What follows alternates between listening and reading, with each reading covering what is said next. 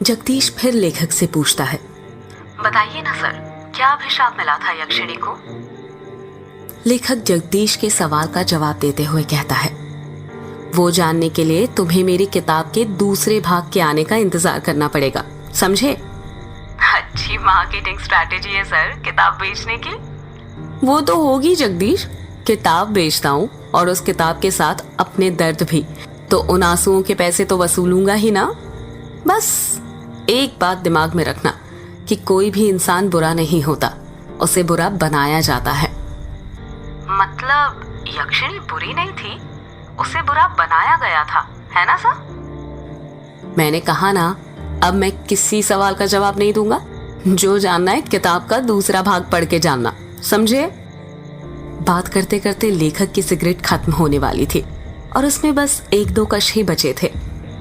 जगदीश हिचकिचाते हुए फिर लेखक से पूछता है, सर एक बात पूछूं? तुम नहीं मानने वाले ना? ठीक है, पूछो। सर, आपकी बातों से ऐसा लगता है जैसे आप यक्षिणी को बहुत करीब से जानते हैं। क्या आपने कभी यक्षिणी को देखा है? सवाल सुनकर लेखक एकदम चुप हो जाता है। उसके चेहरे के एक्सप्रेशंस देखकर ऐसा लग रहा था जैसे वो किसी सोच में डूब गया हो और उसको कुछ ऐसा याद आ गया हो जो वो जगदीश को नहीं बताना चाहता था। जगदीश लेखक पर दबाव बनाते हुए पूछता है, क्या हुआ सर? आप चुप क्यों हो गए? बताइए ना, आपने कभी यक्षिणी को देखा है? क्या कभी आपका यक्षिणी से सामना हुआ है? लेखक सिगरेट का कश लेकर धीरे से कहता है, मेरा यक्षिणी से सामना नहीं, बल्कि मैंने तो खुद यक्षिणी के साथ। लेखक ने इतना ही कहा था कि तभी फोन कट हो जाता है। लेखक अपना मोबाइल देखते हुए कहता है, अरे ये क्या, फोन कैसे कट गया? लगता है नेटवर्क चले गया। ये गांव में यही प्रॉब्लम रहती है यार, पता ही नहीं चलता कब नेटवर्क आता है और कब चले जाता है।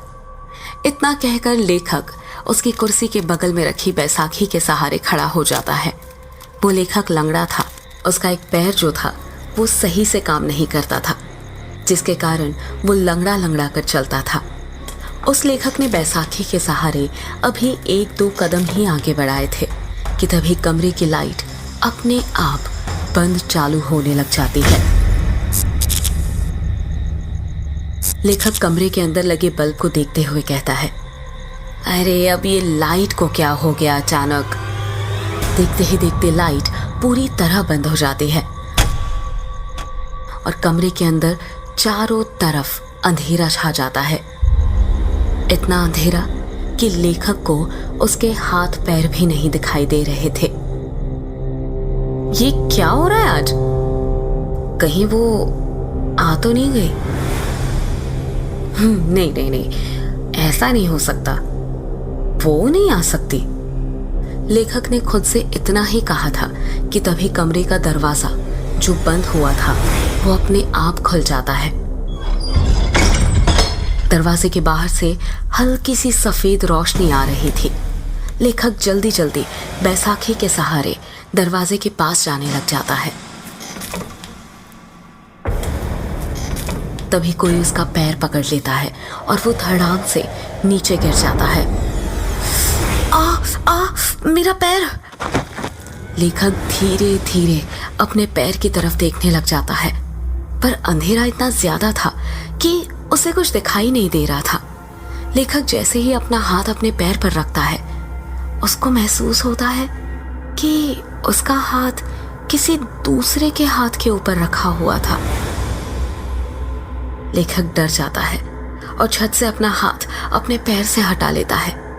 तभी उसे एहसास होता है कि अब किसी ने उसका पैर नहीं पकड़ा हुआ था। लेखक जितनी फुर्ती के साथ रेंगते रेंगते दरवाजे के पास जा सकता था, उतनी फुर्ती से जाने लग जाता है। लेखक दरवाजे के पास पहुंचा ही था कि तभी वो दरवाजा अपने आप बंद हो जाता है।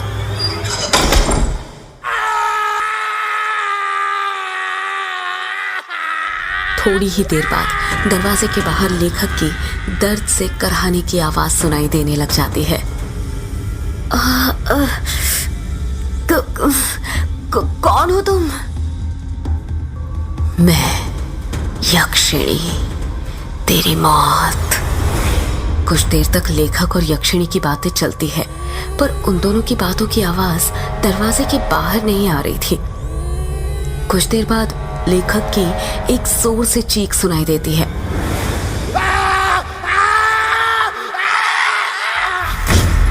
ये एक ऐसी चीख थी जो दिल को दहला कर रख दे। अगले ही पल दरवाजे के नीचे से लेखक का खून बहकर दरवाजे के बाहर आने लग जाता है। 13 साल बाद ट्रेन, जो कि तेज रफ्तार के साथ पटरी पर भागी जा रही थी, ठीक उस तरह जिस तरह हमारी जिंदगी भागती है। फर्क इतना है, ट्रेन स्टेशन आने पर रुकती है, पर हमारी जिंदगी कभी नहीं रुकती जब तक हमारी सांसें न रुक जाए। युग, जिसकी उम्र 26 साल, गोरा रंग, चेक शर्ट, ब्लैक पैंट पहनकर विंडो सीट पर बैठा हुआ था और अपने कानों में हेडफोन डालकर पॉकेट एफएम पर भूतिया कहानी मेघ एक श्राप सुन रहा था। कहानी सुनते हुए ही युग विंडो के बाहर दिख रहे मेघालय के गारो पहाड़ की हसीन वादियों का मजा ले रहा था। वही गारो पहाड़ जिसका नामकरण तिब्बती तथा बर्मी जनजाति गारो पर हुआ था। गारो पहाड़ नीच चट्टान का बना हुआ था। पहाड़ों को चारों तरफ से सफेद बादलों ने घेर लिया था, जिन्हें देखकर ऐसा लग रहा था कि पहाड़ों ने बादलों की सफेद चादर ओढ़कर रखी हुई हो। उन्हीं बादलों को देखते हुए युग की आंख लग जाती है। अभी थोड़ी देर पहले युग की आंख लगी ही थी कि तभी उसे एक एहसास होता है कि कोई उसका हाथ छू रहा था। कोई बार बार युग का हाथ पकड़कर हिला रहा था। युग बौखलाहट के साथ उठ जाता है और जब अपनी आंखें खोलता है तो देखता है कि उसके चेहरे के जस्ट सामने एक बुढ़े का चेहरा था, जो बड़ी बड़ी आंखें करके उसे घूर रहा था। उस बूढ़े ने सफेद मटमैली सी धोती पहनी हुई थी। उसके हाथ पैर कपकपा रहे थे। युग सोचने लग जाता है कि पहले तो ये बूढ़ा मेरे सामने नहीं बैठा था, ये पूरी सीटें खाली थी, अचानक कहां से आ गया। अगले ही पल युग खुद ही के इस सवाल का जवाब ढूंढ लेता है और मन ही मन सोचता है, लगता है जब मेरी आंख लग गई थी तभी आकर बैठ गया था। युग गुस्सा करते हुए कहता है, ये क्या हरकत है बाबा? वो बूढ़ा खांसते हुए कहता है, माफ करना बेटुआ, पर क्या करूं, तुमसे कुछ काम था इसलिए तुम्हें उठाना पड़ा। युग हैरानी के साथ कहता है, क्या कहा? काम था? आपको मुझसे क्या काम था? वो बेटा, मुझे जानना था कि वक्त क्या हुआ है। ये बात सुनकर युग का दिमाग घूमने लग जाता है और वो गुस्से के साथ अपनी घड़ी में देखते हुए कहता है, 11 बजने वाले हैं। अच्छा, मतलब 1 घंटे बाद मेरा स्टेशन आ जाएगा। युग कुछ जवाब नहीं देता और उस बूढ़े को घूरने लग जाता है। वैसे बेटुआ, तुम कहाँ पर जा रहे हो? युग उस बूढ़े के सवाल का जवाब देते हुए कहता है, वो मेहंदी पथार जा रहा हूँ। मतलब तुम भी मेहंदी पथार जा रहे हो? युग उस बूढ़े के सामने उंगली करते हुए कहता है, मतलब आप भी? हाँ बेटुआ, चलो अब सफर आसान हो जाएगा। जब कोई बात करने वाला मिल जाता है ना, तो सफर जल्दी कट जाता है। तुम मेहंदी पथार में कहाँ पर जा रहे हो? मेहंदी पथार से 5 किलोमीटर दूर है बंगला मुड़ा गांव, वहीं पर जा रहा हूँ। बंगला मुड़ा में तुम्हारे रिश्तेदार रहते हैं क्या? नहीं, बंगला मुड़ा गांव में तो नहीं, पर रोंग कामुचा गांव में रहते हैं। अरे ये क्या बात हुई बेटा, जब तुम्हारे रिश्तेदार रोंग कामुचा गांव में रहते हैं तो फिर तुम बंगला मुड़ा गांव क्यों जा रहे हो? इस सवाल को सुनकर युग खामोश हो जाता है। ऐसा लग रहा था जैसे उस बूढ़े ने युग की दुखती नब्ज पर हाथ रख दिया था, कुछ ऐसा पूछ लिया हो जिसका जवाब वो शायद अपने आप को भी नहीं देना चाहता था। बूढ़ा अपनी बात को आगे जारी रखते हुए कहता है, चलो नहीं बताना है तो मत बताओ। बंगला मुड़ा में कहाँ पर रुकने वाले हो बेटा? बंगला मुड़ा गांव के बाहर जो ग्रेवयार्ड कोठी पड़ती है ना, उसी में रुकने वाला हूँ। वो बूढ़ा हैरानी के साथ कहता है।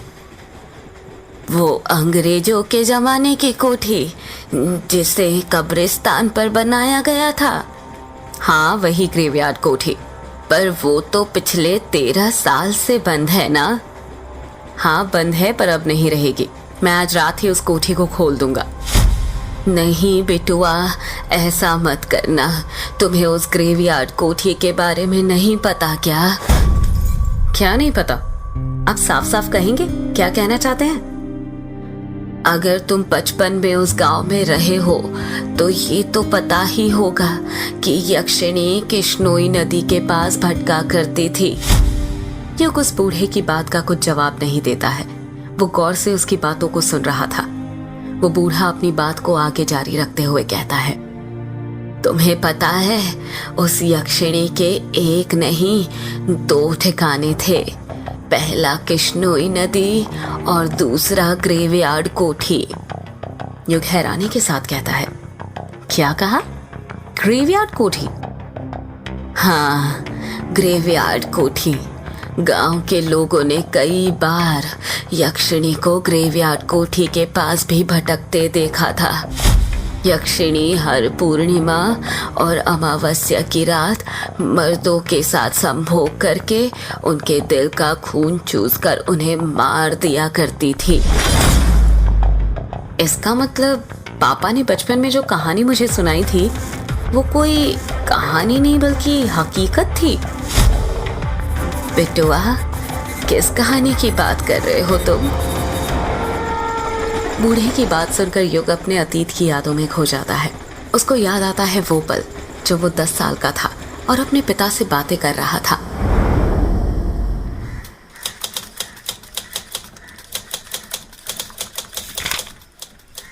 पापा पापा, क्या कर रहे हो आप? युग ने प्यार से पूछा। कुछ नहीं बेटा, कहानी लिख रहा हूँ। युग के पिता ने टाइपराइटर पर कहानी टाइप करते हुए कहा। क्या कहा पापा? कहानी? कौन सी कहानी लिख रहे हैं आप?